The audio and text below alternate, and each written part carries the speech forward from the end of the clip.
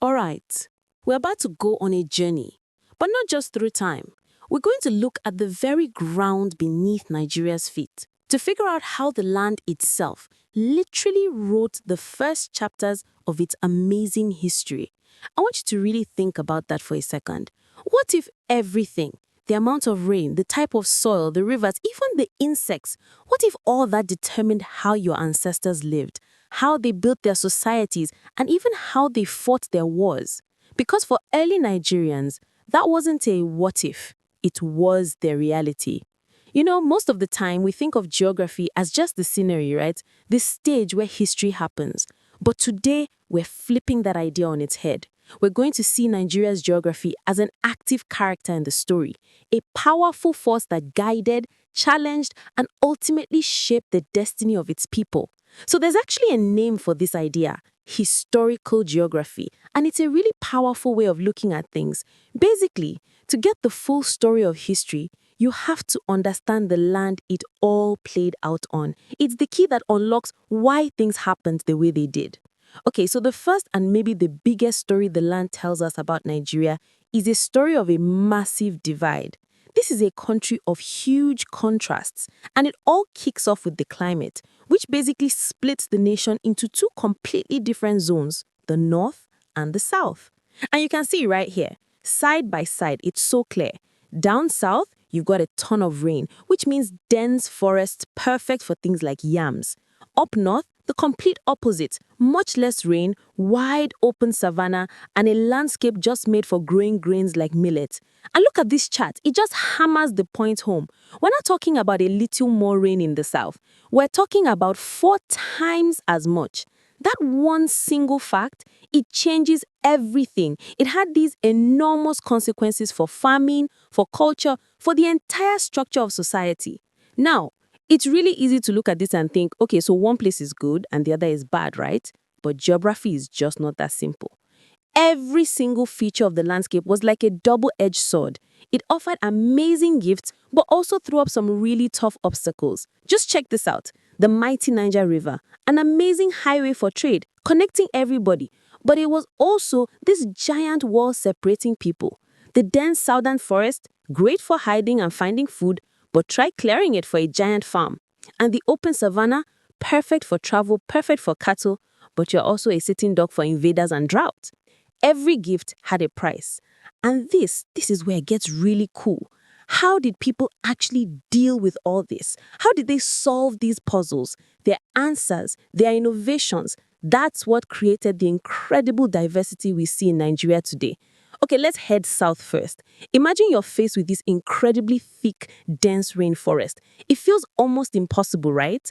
How on earth do you build a life there? How do you even grow enough food to survive? Well, you don't do it all at once. You adapt, you innovate. Step 1, you create special tools just to hack out little patches of land.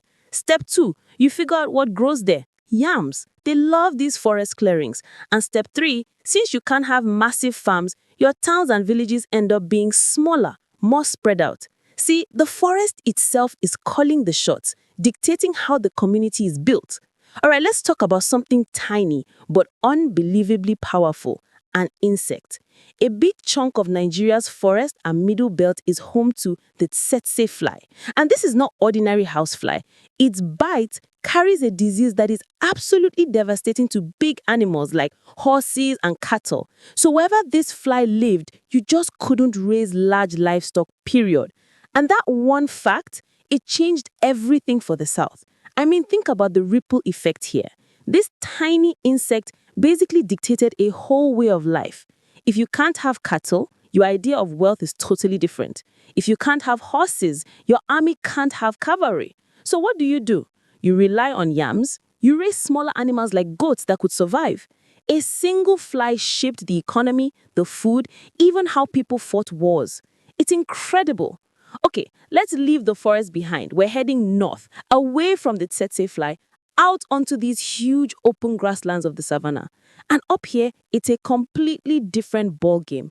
The challenges of the south are gone, and a whole new world of opportunities opens up.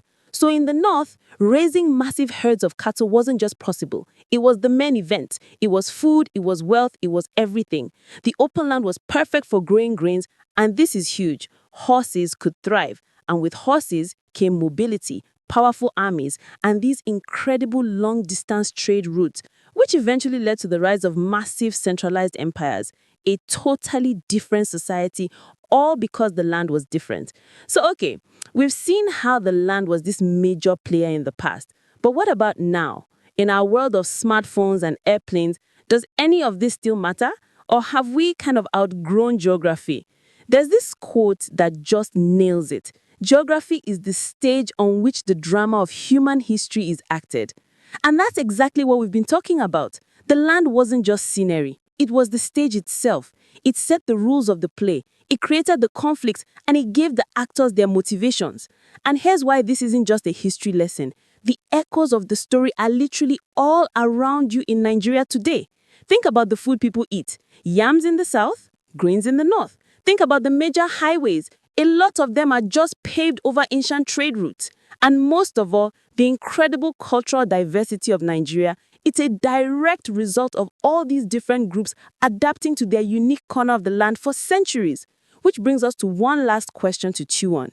Sure, we have technology that overcomes a lot of those old challenges. But has the land, the climate, the resources, that deep, deep history, has it really stopped shaping our story? Or is it still there, under the surface, quietly writing the next chapter? It's something to think about. Thanks for joining me.